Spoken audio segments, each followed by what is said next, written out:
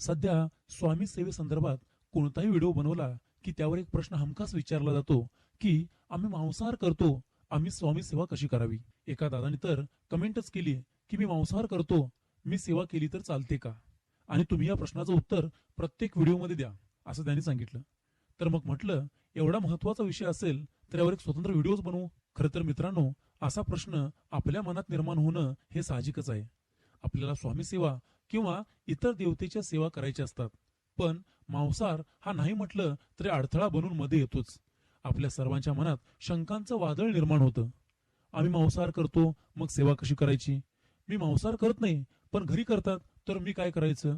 मांसाहार केलेल्या दिवशी सेवा कशी करायची. असे एक ना अनेक प्रश्न आपल्या मनात निर्माण होतात.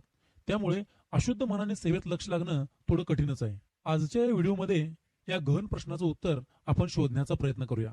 या प्रश्नावर ठाम उत्तर द्यावं एवढा माझा अधिकार नाही, पण मला जे वाटतं ते मी आज तुमच्यासमोर मांडण्याचा प्रयत्न करणार आहे. आणि मला माहिती आहे या प्रश्नाचं उत्तर तुम्हा सर्वांजवळच आहे, फक्त आजपर्यंत आपण या उत्तरापासून दूर पळत आलो आहोत.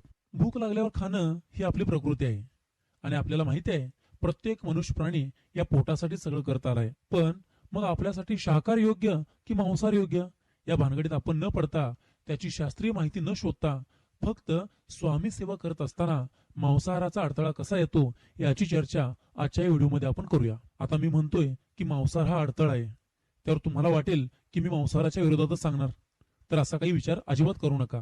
मी तुम्हाला अगोदरच म्हटलंय, योग्य अयोग्य हे मी काही नाही सांगणार. याचं उत्तर तुमचं तुमच्या जवळच आहे.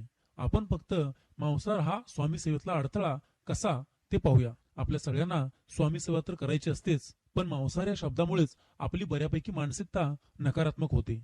आपल्याला मनापासून वाटतं सेवा करावी, आणि दुसरीकडे असा अशुद्ध भाव नकोही वाटतं. जेव्हा आपण शुद्ध शाकाहारी अन्न घेतो त्यावेळी आपल्या मनात कुठल्याच शंका कुशंका नसतात, पण जेव्हा तुम्ही मांसाहार करता तेव्हा तुम्ही मानसिक दृष्ट्या स्वतःला अयोग्य समजता, आणि तेव्हा आपल्या इष्ट देवतेची, आपल्या स्वामींची सेवा करणं, भक्ती करणं अयोग्यच असतं. जेव्हा घरात मांसाहार केला जातो तेव्हा घरातील वातावरणही बदललेलं तुम्हाला नक्की जाणवेल.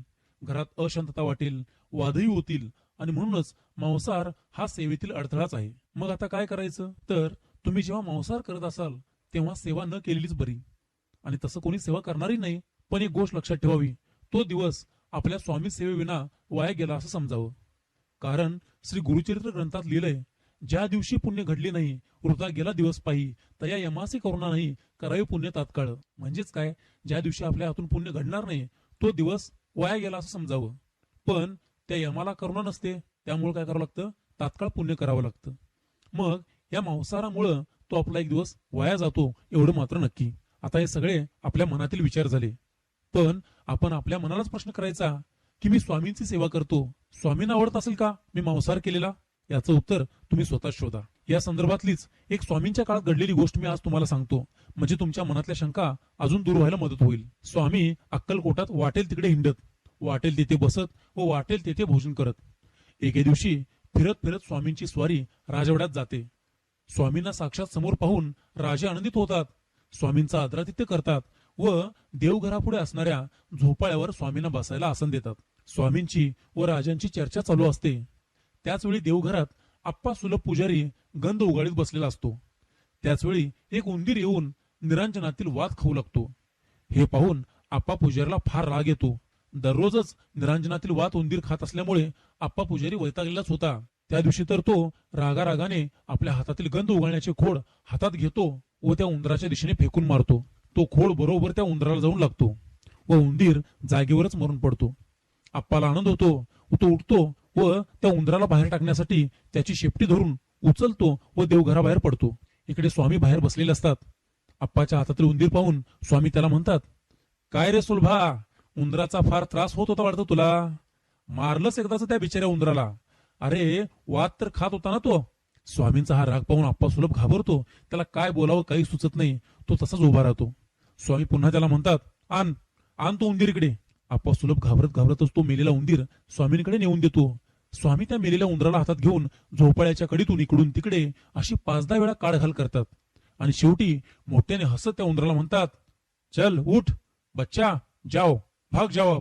आणि काय आश्चर्य, स्वामींचा हा शब्द ऐकताच तो मेलेला उंदीर जिवंत होतो व ताडकन उडी मारून निघून जातो. हे पाहून आप्पा सुलभाच्या जीवात जीव येतो. तो स्वामींच्या पाया पडतो व चुकलो चुकलो म्हणून माफी मागतो. त्यावर स्वामी म्हणतात, अरे ही सारी सृष्टी मी निर्माण केली आहे. जशी तुम्ही माझी लेकरं आहात तसंच हे सारे पशु पक्षी किडे मुंग्या ही सारी माझी लेकरं आहेत. त्यामुळे त्यांच्या संरक्षणाची जबाबदारी माझीच आहे. अरे तुम्ही माणसं या छोट्या छोट्या निर्बल प्राण्यांना क्षुल्लक समजत असाल रे, पण तसं नाही. त्यांनाही या पृथ्वीवर महत्व आहेच की. पण तुम्हाला हे कधी कळणार कुणास ठाऊक. असं बोलून स्वामी राजवाड्यातून तळत बाहेर पडतात. मित्रांनो, तुम्हाला ही कथा सांगण्याचा माझा उद्देश तुमच्या लक्षात आला असेलच. आपल्याला स्वामींची सेवा करायची आहे, तर मग आपण मांसाहार केलेला स्वामींना आवडेल का? विचार करा यावर आणि स्वतःलाच प्रश्न विचारा आणि शोधा या प्रश्नाचं उत्तर. आणि मला माहित आहे या प्रश्नाचं उत्तर तुमच्या स्वतःजवळच आहे. मित्रांनो, या व्हिडिओच्या माध्यमातून तुमच्या मनातील थोड्या तरी शंका दूर झाल्या असतीलच असं मला वाटतं. म्हणूनच तुम्हाला हा व्हिडिओ जरा जरी उपयुक्त वाटला असेल तर या व्हिडिओला लाईक करा, शेअर करा.